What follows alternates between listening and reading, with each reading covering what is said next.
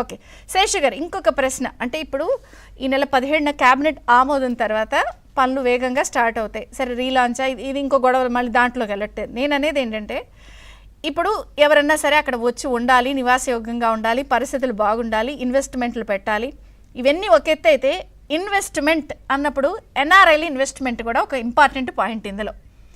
So అక్కడ Trump గారు వచ్చి వాళ్ళందరినీ అల్లాడిస్తున్న నేపథ్యంలో మరి చాలామంది ఎందుకు వచ్చిన రిస్క్ అని మళ్ళీ వచ్చేసి ఇక్కడ పెట్టుబడులు పెడతానని రెడీ అవుతున్నప్పుడు ఎన్ఆర్ఐస్ ఇన్వెస్ట్మెంట్కి ఏదైనా ఒక ప్లాట్ఫామ్ పెడుతున్నారా? వాళ్ళ త్రూ ఆకర్షించడానికి ఏమన్నా ఒక సెటప్ పెట్టుకుంటున్నారా? మిగిలిన ఇన్వెస్ట్మెంట్స్ ఒక ఎత్తు, ట్రంప్ గారు వచ్చిన నేపథ్యంలో ఆ ఎన్ఆర్ఐస్ ఇన్వెస్ట్మెంట్ ఒక ఎత్తు.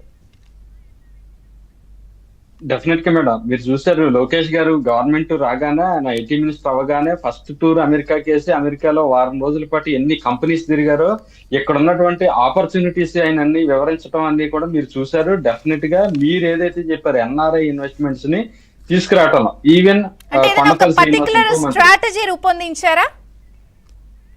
డెఫినెట్ గా అండి, డెఫినెట్ గా ఇప్పుడు కొండపల్లి శ్రీనివాస్ గారు కూడా ఎన్ఆర్ఐగా ఉండి మంత్రిగా ఉన్నాడు, ఇటు టీజీ భరత్ గారు ఉన్నాడు, లోకేష్ గారు, వీళ్ళ ముగ్గురు కూడా ఎప్పటికప్పుడు ఇన్వెస్ట్మెంట్స్ మీద చాలా పర్టికులర్ గా వాళ్ళు అంతా కూడా చాలా డీటెయిల్డ్ గా పోతా ఉన్నారండి. ఆ ఇబ్బంది లేదు. ఇన్వెస్ట్మెంట్స్ అనేది తెలంగాణ కన్నా కూడా పక్కన తమిళనాడు, కర్ణాటక కన్నా కూడా ఆంధ్రప్రదేశ్ కి ఎక్కువ రాబోతా ఉన్నాయి. అందులో ఫారిన్ ఇన్వెస్ట్మెంట్స్ అనేది ఇంక ఎక్కువ రావడానికి చాలా బ్రహ్మాండంగా పనిచేస్తా ఉన్నారంటే ఖచ్చితంగా ఆ దిశగా లోకేష్ గారు ప్రణాళికబద్ధంగానే ఉన్నారు. ఓకే. రెండోది ఇందాక ఆయన మాట్లాడినట్టుగా ఇప్పుడు ఫ్లాట్స్ అన్ని కూడా డెవలప్ చేయాలి, ఇవ్వాలి. నర్రాశ్రీధర్ గారు చెప్పేదంటే చాలా వ్యాలిడిటీ ఉందండి. 10 సంవత్సరాలుగా రైతులు భూములు ఇచ్చుకుని వాళ్ళ నీడ్స్ సాటిస్ఫై కాకుండా కడతారని వెయిట్ చేస్తా వాళ్ళ యొక్క ఏమీ లేకపోతే ఖచ్చితంగా ఏంటి అనేది క్లియర్ చేయమని వాళ్ళు అడుగుతున్నారు. ఇప్పుడు వాళ్ళకు కూడా కొన్ని పర్సనల్ నీడ్స్ ఉంటాయి కదా, ఇది లాగ్ అవుతూ కూర్చుంటే ఇచ్చిన వాళ్ళ నీడ్స్ ఎలా సాటిస్ఫై అవుతాయి? డెఫినెట్ గా నిన్న ముఖ్యమంత్రి గారి ప్రసంగం కూడా మీరు అసెంబ్లీలో జరిగింది కూడా ఒకసారి చూడాల్సినటువంటి అవసరం ఉంది. ఒకటేనండి, ప్రపంచ చరిత్రలో ఎక్కడా కూడా 33,000 ఎకరాలు ఇలాగా సింగిల్ రూపీ కూడా చెల్లించకుండా ల్యాండ్ పూల్ చేయటం అనేది హిస్టరీ అండి, అదొక రికార్డ్.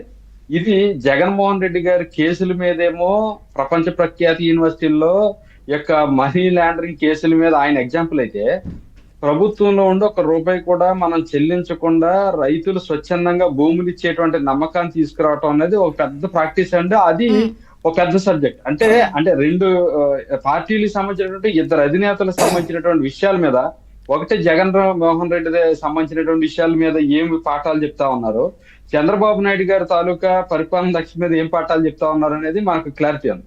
ఆయన మీద ఉన్నటువంటి నమ్మకం మీద అది ఆ రోజు కూడా పదే చెప్పింది కూడా. Sorry to interrupt, academic classes వేరు, థియరీ ప్రాక్టికల్స్ వేరు. ఈసారి ఈ అకాడమిక్ క్లాసెస్ అందరు వినేసారు, అన్నీ అయిపోయినాయి. ఈ థియరీ క్లాసెస్ లో రోడ్లు తవ్వేశారంటే రోడ్లు తవ్వకుండా జాగ్రత్త పడాలి, గ్రాఫిక్స్ అంటే కాదు ఇది నిర్మాణం అని చూపించాలి, టెండర్ లో కమిషన్ అంటే కమిషన్ కాదని చెప్పి చూపించాలి. సో నో అకాడమిక్ క్లాసెస్, ఈసారి థియరీ ప్రాక్టికల్స్ అండి, డెఫినెట్ గా ప్రాక్టికల్స్. ఈ థియరీ క్లాసులు మేము కూడా పెట్టదలుచుకోలేదు, ఎందుకంటే పెట్టదలుచుకోలేదు కాబట్టి అడ్కో రుణాలు తీసుకొచ్చినా, లేకపోతే కేంద్రం నుంచి ప్రపంచ బ్యాంక్ దగ్గర నుంచి తీసుకొచ్చినా, ఏషియన్ బ్యాంక్ దగ్గర నుంచి తీసుకొచ్చినా, లేదా వివిధ బ్యాంకుల నుంచి రుణాలు తీసుకొచ్చినా ఇమీడియట్ గా తీసుకొచ్చి పనులు మొదలు పెట్టించే పనులే చేస్తున్నాం. అంతేగాని మరలా ఇంకో 4 ఏళ్ళు గీతలు గీసి ఈ డిజైన్ లాటరీ ఖర్చు కాదు కదా. పూలింగ్ ఇచ్చిన వాళ్ళకి, ఆప్షన్ ఇచ్చిన వాళ్ళకి లాటరీ వేసి అలాట్మెంట్ కూడా దొరకలేదు.